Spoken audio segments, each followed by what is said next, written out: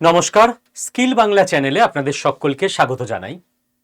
Communist party of চায়নার অর্থাৎ চীনের যে কমিউনিস্ট পার্টি, যারা গোটা চীনের সরকারকে নিয়ন্ত্রণ করে, সরকার চালায়, তারাই সরকার, সেই কমিউনিস্ট পার্টি অফ চায়নার টপ 6জন লিডার তারা ভারতবর্ষে আসে এবং প্রথমে ভারতবর্ষের একটা রাজনৈতিক দল বিজেপি এবং তারপর ভারতবর্ষের একটা সামাজিক সংগঠন আরএসএস, বিজেপি এবং আরএসএস এর চিফ লিডারশিপের সঙ্গে প্রকাশ্যে বৈঠক করে, আলোচনা হয়।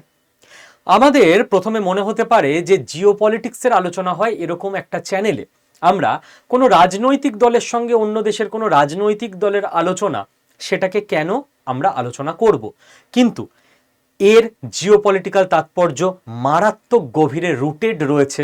হয়তো আজকে এর ইম্প্যাক্ট আপনি সঙ্গে সঙ্গে দেখতে পাবেন না, কিন্তু এটা এতটাই বড় একটা জিওপলিটিক্যাল তাৎপর্য বহন করে, যারা জিওপলিটিক্সে আগ্রহী তাদের আমাদের প্রত্যেককে এটা বোঝা দরকার। তো চলুন একে একে পুরো আলোচনাটা আমি পয়েন্ট বাই পয়েন্ট করতে চেষ্টা করছি যাতে সকলে বুঝতে পারেন। দেখুন, CPC, communist party of China, এদের টপ 6 লিডারশিপ যারা চীনের সমস্ত পলিসি নির্ধারণ করে, তারা এসে বিজেপির সঙ্গে বিজেপির হেডকোয়ার্টারে মিটিং করলো এবং তারপর প্রকাশ্যেই আরএসএস এর সঙ্গেও মিটিং করলো। বিজেপি বা আরএসএস কোনো রাজনৈতিক দলের সঙ্গে মিটিং কিন্তু একেবারে গোপনে গোপনে হলো এমনটা নয়। তার কারণ কি?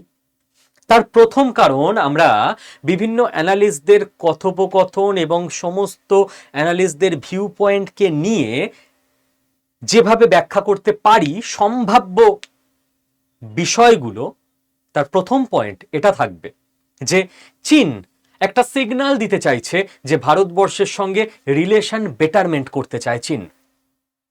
তার কারণ দেখুন, গভর্নমেন্ট লেভেলে চীন অলরেডি দুটো ইম্পর্টেন্ট কাজ করে দিয়েছে। ভারতের সঙ্গে চীনের যে ডিরেক্ট ফ্লাইট সেটা স্টার্ট হয়ে গেছে এবং ভারতের সঙ্গে চীনের বর্ডারে যে টেনশন ছিল সেটা মিলিটারি লেভেলে কথা বলে অনেক সলভ হয়ে গেছে। নতুন করে কোনো টেনশন তো সৃষ্টি হচ্ছেই না, বরং আস্তে আস্তে দুটো দেশের ট্রুপস একটু একটু করে পিছু হটছে। গভর্নমেন্ট লেভেলে যেটুকু করার ছিল ইমিডিয়েটলি চীন করে দিয়েছে।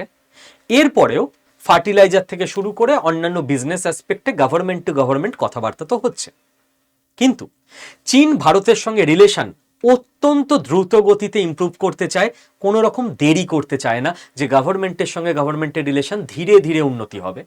কেন? তার কারণ দুটো। প্রথমত, চীন দেখতে পাচ্ছে যে যখন ইউএসএ ট্যারিফ নিয়ে ভারতবর্ষকে বিপদে ফেলছে, সেই সময় চীনের কাছে একটা অপরচুনিটি তৈরি হচ্ছে ভারতবর্ষকে ইউএসএর দিক থেকে নিজের দিকে টানার। অ্যান্ড দুই, চীন তার লং টার্ম গোলে, চীনের অ্যানালিস্টরা এটা খুব ভালো করে জানে, চীন যখন আমেরিকাকে টক্কর দেওয়ার জন্য পৃথিবীর 1 নাম্বার ইকোনমি হতে চলেছে, সেই সময় সেই জার্নির ইম্পর্টেন্ট 15-20 বছরের মুহূর্ত, যেটা এই 2020 থেকে 2040 মোটামুটি, চীন কখনো চাইবে না চীনের পাশে একটা বিশাল বড় অংশ যারা বর্ডার শেয়ার করে, একটা বিশাল বড় পপুলাস কান্ট্রি যার নাম ভারতবর্ষ, সেই ভারতবর্ষ থেকে কোনোভাবে চীনকে ডিস্টেবিলাইজ করার চেষ্টা হোক, সেই ভারতবর্ষ থেকে কোনোভাবে চীনের কোনো রকম মাথা ব্যথা তৈরি হোক, চীন কেবল এবং কেবল সমস্ত সমস্যা থেকে নিজেকে সরিয়ে আমেরিকার ওপর ফোকাস করতে চায়। এবং এর জন্য চীনের প্রথম যেটা করতে হবে, ভারতবর্ষকে নিজের ফ্রেন্ডলি কান্ট্রি হিসেবে বানিয়ে রাখতে হবে, চীনের দরকারে, বন্ধুত্বের খাতিরে নয়। এই জন্য চীন কেবল গভর্নমেন্টে সীমাবদ্ধ না থেকে এক স্টেপ এগিয়ে গেছে। চীন এভাবে ভাবছে যে ভারতবর্ষের গভর্নমেন্ট চালাচ্ছে কোন দল? বিজেপি। এই দলটার দিকে এবার ফোকাস দাও। এই দলটার দিকে ফোকাস দেওয়া দরকার, কারণ এই মুহূর্তে সারা পৃথিবীর সব থেকে বড় রাজনৈতিক দল হচ্ছে বিজেপি, যাদের কাছে 14 কোটি রেজিস্টার্ড মেম্বার রয়েছে। মানে 150 কোটি ভারতবাসীর মধ্যে 9% লোক বিজেপির রেজিস্টার্ড মেম্বার এবং সারা পৃথিবীর সব থেকে বড় রাজনৈতিক দল। এরপরেই আমি ডেটার জন্য জাস্ট বলে রাখছি, সেকেন্ডে আসে CPC, communist party of China, যাদের কাছে 10 কোটি মেম্বার আছে। থার্ড এবং ফোর্থে আসে আমেরিকার দুটো দল, রিপাবলিক এবং ডেমোক্র্যাট, 4 কোটি আর 3 কোটি মেম্বার আছে। ফিফথ থেকে শুরু করে 10th পর্যন্ত পুরোটা ভারতবর্ষের বিভিন্ন রাজনৈতিক দল। ফিফথে আছে ইন্ডিয়ান ন্যাশনাল কংগ্রেস, যাদের কাছে 2 কোটি মেম্বার আছে। 6, 7, 8, 9, 10 সব ভারতের বিভিন্ন রিজিওনাল পার্টি এরপর পরপর চলে আসে। তো যেই বিজেপি দলটার কাছে 14 কোটি মেম্বার রয়েছে, চীন চায় তাদের কাছে চীনের যে ইমেজ সেটাকে একটু একটু করে বেটার করে ফেলতে। কেন? কারণ বিজেপির যারা মেম্বার, সাধারণ মানুষ, তারাই কিন্তু গভর্নমেন্টের ডিসিশনকে প্রভাবিত করে। আজকে বিজেপি যে রাজনৈতিক দলটার 14 কোটি মেম্বার রয়েছে, সেই রাজনৈতিক দলের কোনো প্রধানমন্ত্রী যদি পাকিস্তান সম্পর্কে ভালো ভালো কথা বলে, তাহলে সম্ভাবনা বলে সেই প্রধানমন্ত্রীকে বিজেপির যারা মেম্বার, যারা ভোটার, তারাই কিন্তু ভোট দেবে না এবং সেই প্রধানমন্ত্রী হেরে যাবে। সেই জন্য বিজেপির দল থেকে নির্বাচিত হয়ে দেশের প্রধানমন্ত্রী হওয়া কোনো লোকই নিজের যে ভোটার বেস তাদেরকে চটাতে চাইবে না।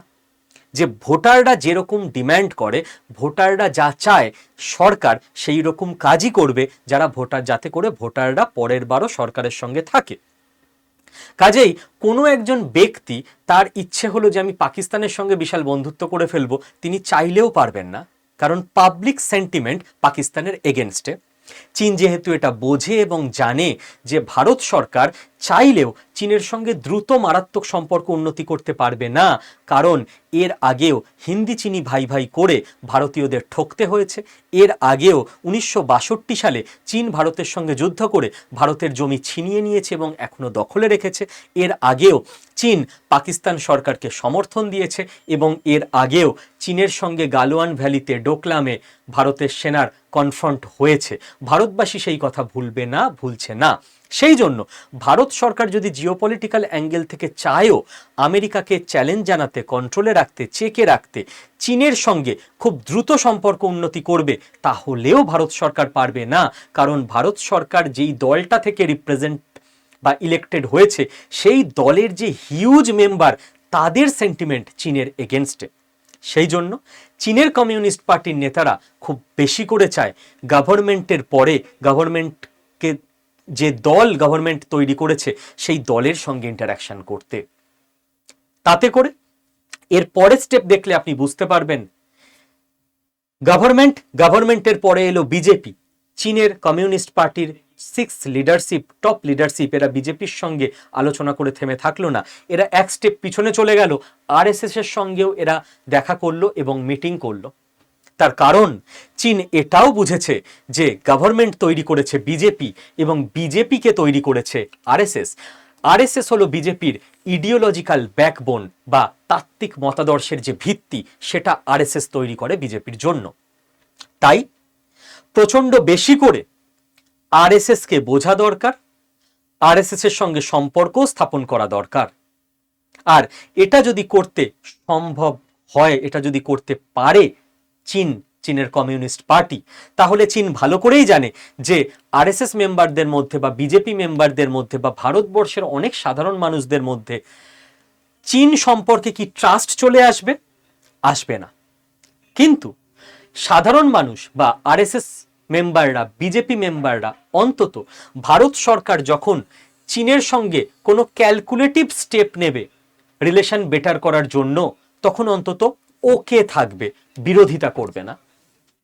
চীনের কমিউনিস্ট পার্টি এটাও বোঝে যে আরএসএস এর যে তাত্ত্বিক মতাদর্শ, সেটা ভারতবর্ষের কমিউনিজমের এগেনস্টে।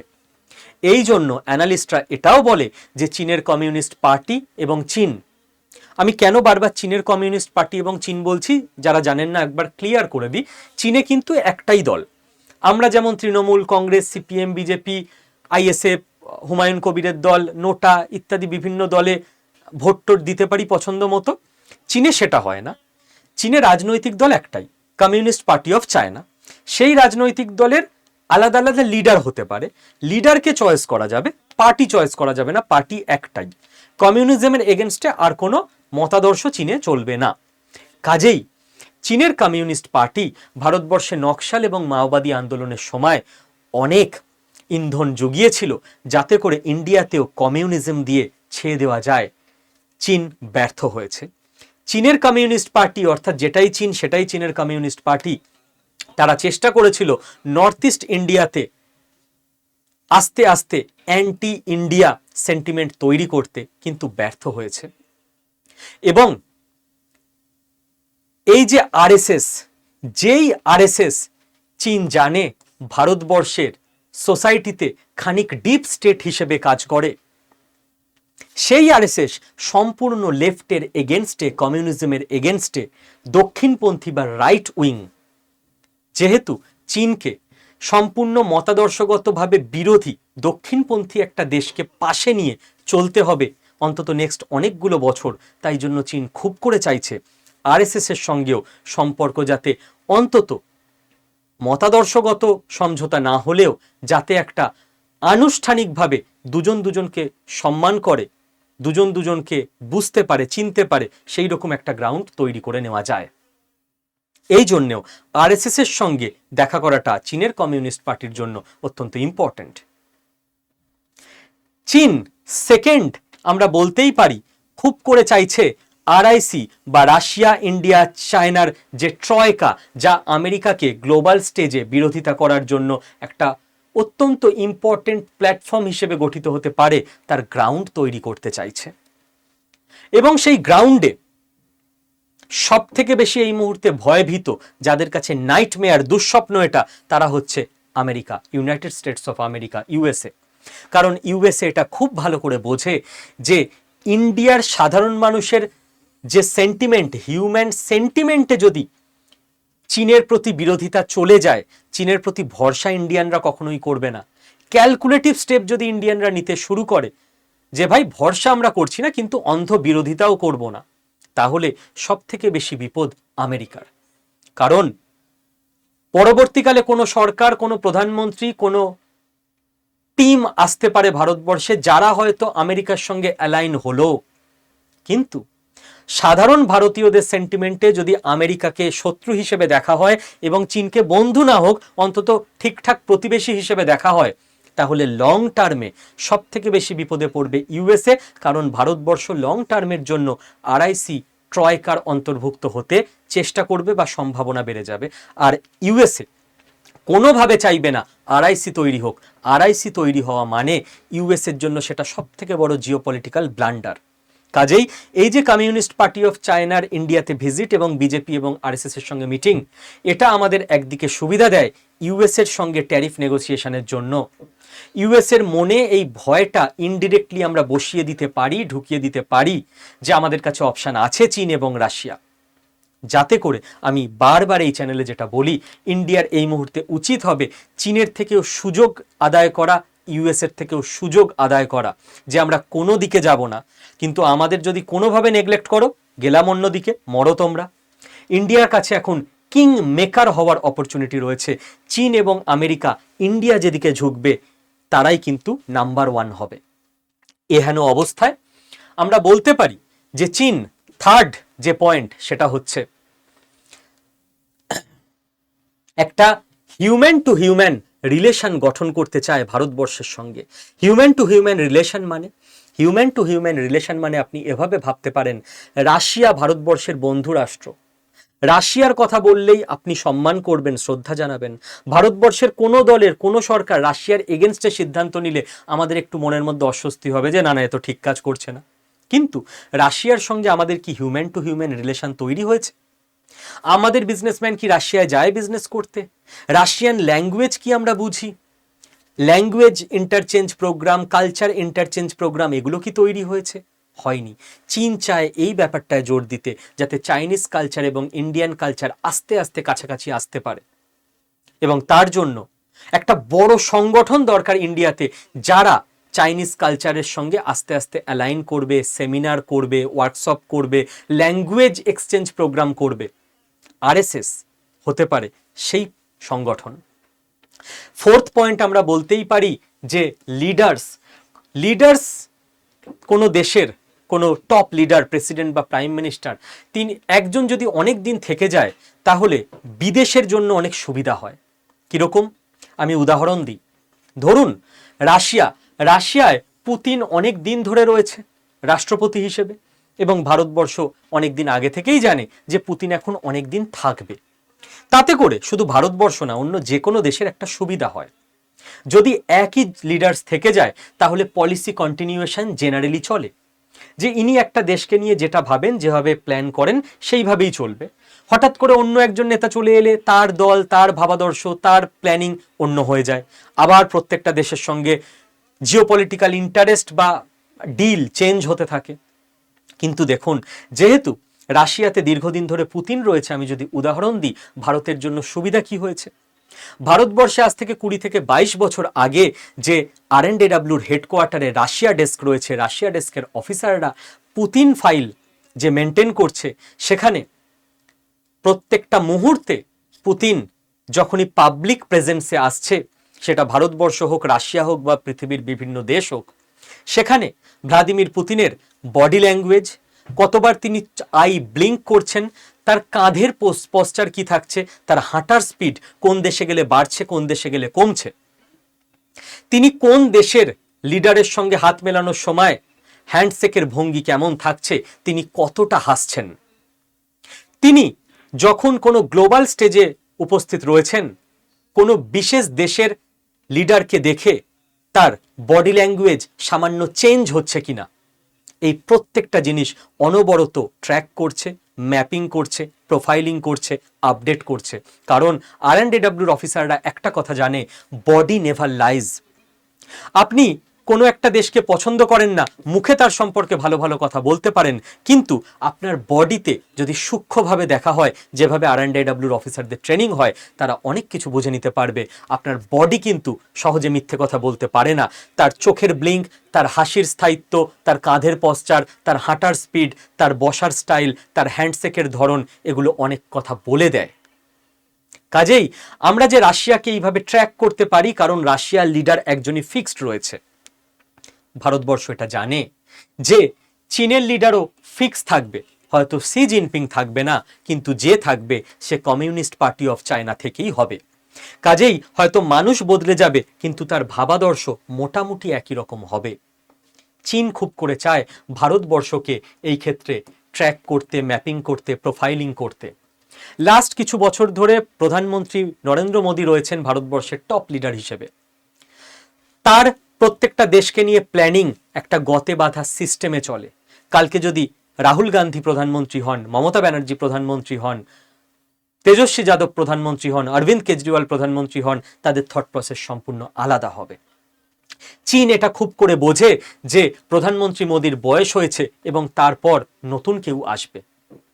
চীন সম্ভাবনার তত্ত্বে ফেলে এটাকে বুঝতে চেষ্টা করে যে এরপর যে আসবে প্রধানমন্ত্রী হিসেবে খুব সম্ভবত সে বিজেপি দল থেকেই হবে এবং খুব সম্ভবত তার ব্যাকিং RSS থেকেই থাকবে।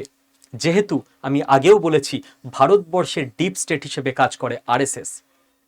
যেটা একটা খুব ভাইরাল ভিডিওতে দেখবেন, একজন মহিলা নাগপুরে RSS এর সদর দপ্তর মনে হয় বা তার পাশ থেকেই বলছেন যে দিল্লি মে চায়ওয়ালা জায়গা ইয়া গায়ওয়ালা, গায়ওয়ালা মানে যিনি গরু চড়ান, যোগীজি, ও তো তাই নাগপুর করেঙ্গে, মানে RSS থেকে ঠিক হয় মোদি বসবে না যোগী বসবে। RSS এর এতটাই পাওয়ার, তার হোল্ড এতটাই, সে সামনে আসে না, কিন্তু তার হাজার হাজার ডিরেক্ট, ইনডিরেক্ট, সেমি ইনডিরেক্ট শাখা প্রশাখা, বিভিন্ন অর্গানাইজেশন। আজকে কোনো গ্রামে তামিলনাড়ুতে স্বামী বিবেকানন্দকে নিয়ে সেমিনার হচ্ছে, 20 জন বসে আছে, হয়তো RSS এর শাখা সংগঠনের শাখা সংগঠনের শাখা সংগঠন, তার অন্য কিছু নাম, সে ওই সেমিনারটা করছে। 20 জন মানুষকে ন্যাশনালিজমে উদ্বুদ্ধ করা হচ্ছে, তারা জানেও না তারা RSS এর কোনো সংগঠনের অর্গানাইজেশনে আছে। আজকে নর্থ ইস্ট ইন্ডিয়াতে কোনো মানুষকে ইন্ডিয়ান এই প্রাউড ফিল করানো হচ্ছে কোনো বইয়ের মাধ্যমে, কোনো আলোচনার মাধ্যমে, কোনো পাড়ায় সবাই মিলে কোনো অনুষ্ঠান হচ্ছে তার মাধ্যমে, সেখানেও হয়তো RSS এর সূক্ষ্ম কোনো হাত রয়েছে। তাদের কোনো নেতা, তার কোনো শিষ্য, সে হয়তো ওখানে গিয়ে NGO তৈরি করে কাজ করছে। RSS এইভাবে পুরো ভারতের মধ্যে ছড়িয়ে রয়েছে। এবং আমরা হয়তো সামনে থেকে ভাবতে পারি যে আমাদের দেশের যে সুপ্রিম লিডার হয়, সুপ্রিম লিডার মানে আমি বলতে চাইছি প্রাইম মিনিস্টার হয়, যার কাছে সব থেকে বেশি ক্ষমতা, তার ডিসিশন অনুযায়ী সবকিছু ঠিক হয়। PM মোদি এরকম বলেই তো PM মোদি এই ডিসিশনগুলো নিচ্ছে, কিন্তু অ্যানালিস্টরা বলেন না, ঠিকের উল্টোটা। মানে একটা সেট অফ ক্যারেক্টারিস্টিক্স বানানো হয় যে এই 10টা ক্যারেক্টারিস্টিক্স থাকতে হবে, তাহলে সেই মানুষকে আরএসএস ভারতবর্ষের প্রধানমন্ত্রী হিসেবে তুলে ধরবে, সাপোর্ট দেবে। সেই ক্যারেক্টারিস্টিক্সগুলো ফিট করে যায় যার মধ্যে, তাকেই উঠিয়ে আনা হয়। হয়তো এখন তার নাম প্রধানমন্ত্রী মোদি, হয়তো কোনোদিন তার নাম অন্য XYZ কিছু হবে। তো মানুষ অনুযায়ী ক্যারেক্টারিস্টিক্স হয় না, ক্যারেক্টারিস্টিক্স ঠিক করে নেওয়া হয় ডিপ স্টেটের অফিসে। সেই ক্যারেক্টারিস্টিক্স যাদের সঙ্গে মেলে তাদেরকেই তুলে আনা হয় ফেস হিসেবে দেশের। তো চীন এটা বোঝে, কমিউনিস্ট পার্টি অফ চায়না এটা বোঝে যে আরএসএস এর সঙ্গে এই মুহূর্তে যুক্ত থাকাটা, আরএসএস কে বোঝাটা, আরএসএস কি চাইছে সেটা খুব ইম্পর্টেন্ট। কারণ সম্ভাবনার সূত্র বলে নেক্সট 20 থেকে 25 বছর ভারতবর্ষের সরকারে বিজেপি থাকবে। তার কারণ আছে, তার কারণ কোনো একটা দল পৃথিবীতে কোনো জায়গায় যখন শাসন করে 5 বা 10 বছর পর অ্যান্টি ইনকামবেন্সি হয়, মানে মানুষ বিরক্ত হয়ে যায়, বলে দূর এদের তো অনেকদিন ধরেই দেখছি, অন্য কাউকে আনো। সে যত ভালোই শাসন করুক না কেন, এটা হয়। আপনি আপনার পাড়ার ক্লাবের যদি সেক্রেটারি হন, আপনি হয়তো পুজো ভালো করে করছেন, রক্তদান শিবির অ্যারেঞ্জ করছেন, ক্লাবের কোনো পিকনিক করছেন বছরে 2বার, সব কিছু ভালো করে চালাচ্ছেন। 10 বছর আপনি চালিয়ে নিলে কি কি ভালো জিনিস হয়েছে মানুষ ভুলে যায়, কিন্তু 10 বছরে 30টা অনুষ্ঠানে 30টা ফ্যামিলির সঙ্গে হয়তো আপনার কথা কাটাকাটি হয়েছে আলাদা আলাদাভাবে। 10 বছরে প্রত্যেক ফ্যামিলির সঙ্গে আপনার একবারই কথা কাটাকাটি হয়েছে, আর বাকি 29টায় সেই ফ্যামিলির লাভই হয়েছে, ভালো অনুষ্ঠান হয়েছে।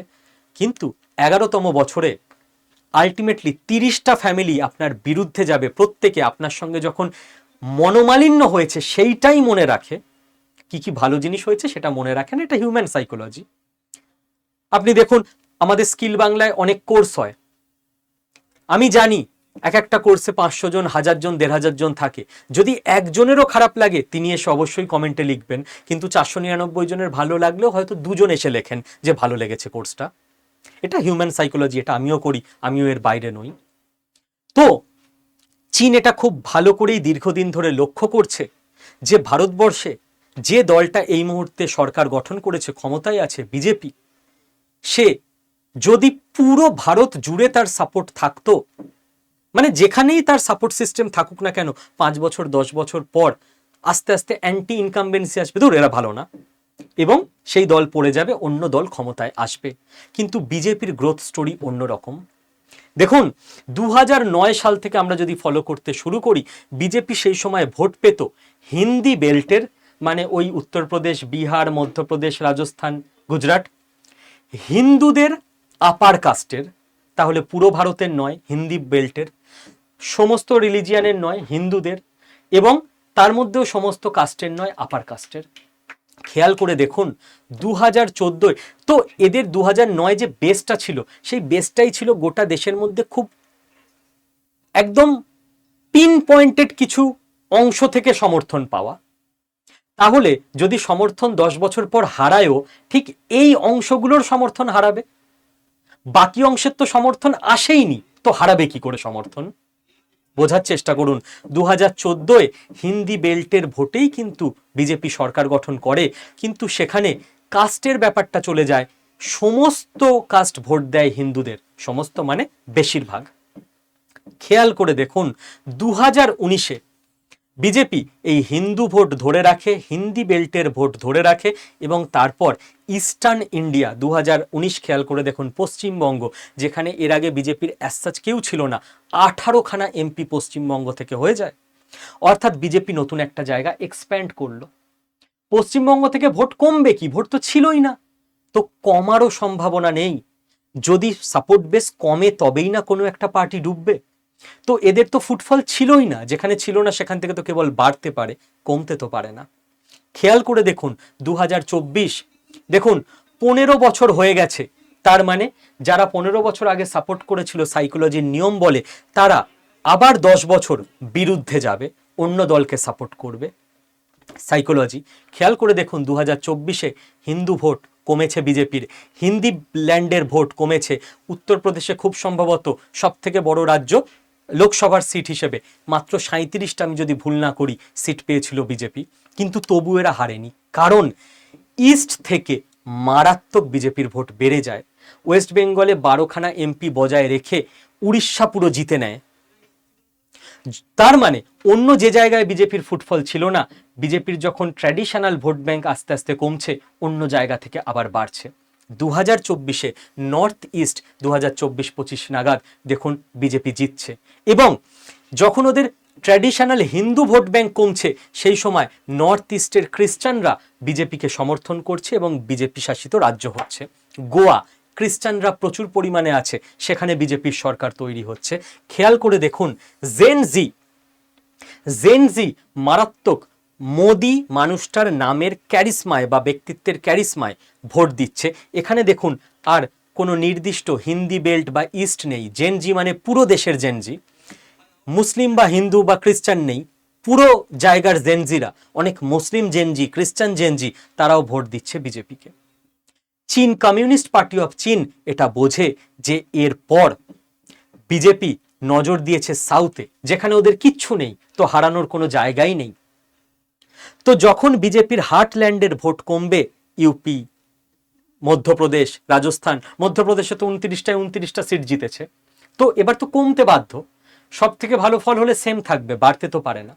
সেই সময় বিজেপি সাউথ থেকে ভোট গেইন করবে, তার 5 বছর পর বিজেপির সাউথের ভোট মারাত্মক বাড়বে, এবং সেই সময় হয়তো আবার ইস্ট থেকে ভোট কমবে, কিন্তু আবার যেহেতু 2024 থেকে হার্টল্যান্ডের ভোট কমে গেছিল, সেই হার্টল্যান্ডের ভোট আবার বাড়তে শুরু করবে। কমিউনিস্ট পার্টি অফ চায়না বোঝে যে বিজেপি এমন কিছু স্টেপ নিচ্ছে যাতে করে আজ থেকে 10-15 বছর পর গিয়ে মুসলিম মহিলাদের ভোট বিজেপি পেতে শুরু করবে, এবং জেন আলফা তাদের ভোট পাবে। জেন জির পর যারা আসছে তারা হচ্ছে জেন আলফা। অর্থাৎ এবার দেখুন খ্রিস্টান ভোট যেমন বিজেপি পেতে শুরু করেছে, মুসলিম ভোটের মধ্যে থেকে মহিলা যারা 50% তাদের ভোট পেতে শুরু করবে। প্ল্যান তাই বলে, এবং আবারও এই জায়গায় গিয়ে রিপিট হতে শুরু করবে। এই ব্যালেন্স থাকার ফলে কখনোই একসঙ্গে পুরো ইন্ডিয়াকে মানে যদি ভোট ব্যাংকের হিসেবে বলি, বিজেপি পায়নি, কাজেই ধস নামার জায়গাই নেই। একটা একটা করে জায়গা ধস নামবে, নতুন একটা একটা করে জায়গা তৈরি হবে, এবং এই রিপিট এমন একটা পলিটিক্যাল গেম চলতে থাকবে যাতে করে এরা হয়তো নেক্সট 20 থেকে 25 বছর ক্ষমতায় থেকেই যাবে। এটা বোঝে বলেই কমিউনিস্ট পার্টি অফ চায়না চাইছে বিজেপি দলটাকে বুঝতে, তাদের থট প্রসেসকে বুঝতে, তাদের ইডিওলজিক্যাল ব্যাকবোন আরএসএসকে বুঝতে। পলিটিক্স গেম অফ পসিবিলিটি, রাতারাতি যে কোনো কিছু চেঞ্জ হয়ে যেতে পারে, কিন্তু তবু তো তার মধ্যে একটা প্রেডিকশন থাকে। কমিউনিস্ট পার্টি অফ চায়না জানে হতেই পারে পরের বছর থেকে বিজেপি ভারতবর্ষে সাফ হয়ে গেল, হতেই পারে, পসিবিলিটি। কিন্তু প্রেডিকশন মানুষ যখন করে সেটা ডেটা এবং ক্যালকুলেশনের ভিত্তিতে করে, ডেটা এবং ক্যালকুলেশন সেটা বলছে না। কারণ বিজেপি সাফ হয়ে গিয়ে কারা আসবে, আসতে পারে ন্যাশনাল লেভেলে কংগ্রেস, কিন্তু কংগ্রেস বর্তমানে দুর্বল। কংগ্রেসকে সবল করবে কারা? নতুন লিডাররা। কংগ্রেসে নতুন লিডার তৈরি হচ্ছে না, কারণ কোনো একটা নির্দিষ্ট পরিবার সেই দলের সর্বেসর্বা হয়ে থাকবে। নতুনরা দেখবে আমি যতই ভালো কাজ করি না কেন, আমি ওই পরিবারের সমান জায়গায় পৌঁছাতে পারবো না। রিজিওনাল যে দলগুলো আছে সেই দলগুলো বিভিন্ন রাজ্যে স্ট্রং, কিন্তু কমিউনিস্ট পার্টি অফ চায়না ইন্ডিয়াকে ইন্টারনালি এতটাই স্টাডি করে নিয়েছে যে তারা বোঝে যে এই দলগুলো কোনো না কোনো ফ্যামিলি চালাচ্ছে। যেহেতু কোনো না কোনো ফ্যামিলি চালাচ্ছে, কাজেই জেন জি, জেন আলফা, জেন বিটা যারা ভবিষ্যতের ভোটার, তারা ফ্যামিলি বা ডাইনাস্টিক পলিটিক্সের বিরুদ্ধে। তারা কোনো ফ্যামিলিকে রাজা হিসেবে মানতে চায় না। জেন আলফা, জেন বিটা বা জেন জি এটাই মনে করে রাজা ওহি বানেগা জো হকদার হোগা। অমুক ফ্যামিলি তারাই বংশ পরম্পরায় প্রধানমন্ত্রী বা চিফ মিনিস্টার হবে, এটা জেন জি, জেন আলফা, জেন বিটা মানে না। কমিউনিস্ট পার্টি অফ চায়না এটা জানে যে ভারতবর্ষে নেক্সট 20 থেকে 25 বছরে তখনই বিজেপি সরতে পারে যদি কোনো এক্সট্রা অর্ডিনারি ব্রেন পলিটিক্সে আসে যে পুরো ভারতবর্ষকে নাড়িয়ে দিতে পারে, তবেই হতে পারে, অবশ্যই হতে পারে, কিন্তু সম্ভাবনা কম। এবং সেই জন্যই বিজেপির পরে আরএসএস এর দিকে ফোকাস দিচ্ছে কমিউনিস্ট পার্টি অফ চায়না, কারণ তারা খুব ভালো করে জানে যে আরএসএস হচ্ছে সেই অর্গানাইজেশন যারা বিজেপির লিডারদের গ্রুমিং করে। আরএসএস হচ্ছে সেই স্কুল যেখানে বিজেপির নেতারা পড়াশোনা করে। আমি যদি উদাহরণ হিসেবে নিই প্রধানমন্ত্রী মোদির জীবন, দেখুন তিনি প্রথম 15 বছর রাজনৈতিক জীবনে আরএসএস এর প্রচারক ছিলেন। প্রচারক ছিলেন মানে তিনি 15টা বছর সারা ভারতবর্ষের এক একটা গ্রামে, এক একটা পাড়ায় গেছেন এবং এক একটা ফ্যামিলির সঙ্গে 1:1 কথা বলেছেন।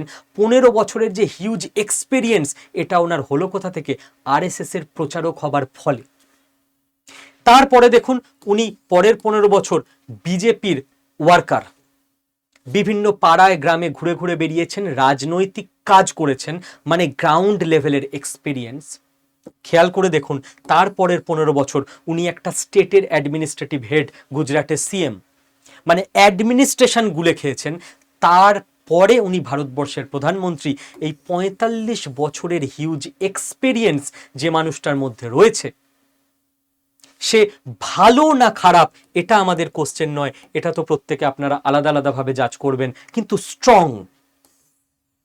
এই স্ট্রেংথটা কোত্থেকে এলো? এই গ্রাউন্ড কাজগুলো থেকে, যেটা আরএসএস ওনাকে দিয়েছিল একদম প্রথমে। মমতা ব্যানার্জি পলিটিক্যাল আলোচনায় যেটা সবসময় বলা হয়, ভালো না খারাপ সেটা তো আপনার বিচার, কিন্তু স্ট্রং লিডার এটা তো আপনি মানবেন।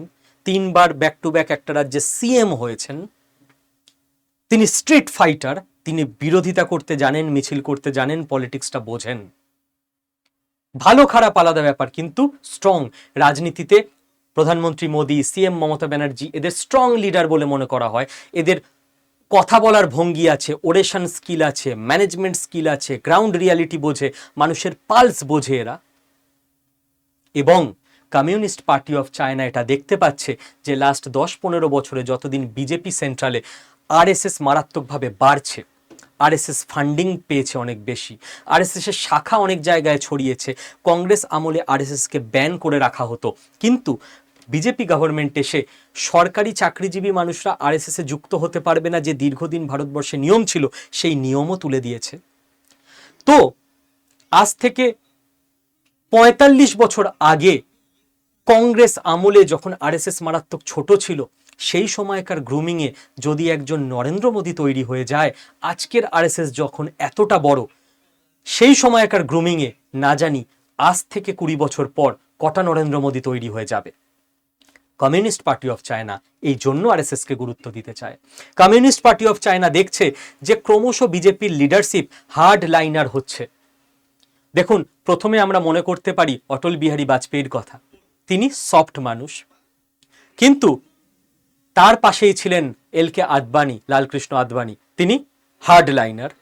এবার দেখুন, লালকৃষ্ণ আদবানির পাশে নরেন্দ্র মোদীকে বসান, কিরম হয়ে যাচ্ছে? লালকৃষ্ণ আদবানি অনেক সফট মানুষ, নরেন্দ্র মোদী অনেক হার্ড লাইনার ন্যাশনালিজমের দিক থেকে, কারণ আরএসএস কাজ করে ন্যাশনালিজমের ওপর।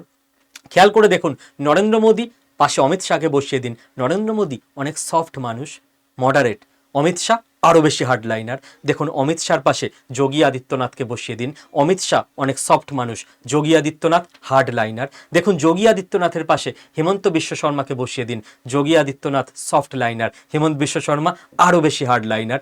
মানে বিজেপির লিডারশিপ ক্রমশ আরও বেশি হার্ড লাইনার হওয়ার দিকে যাচ্ছে।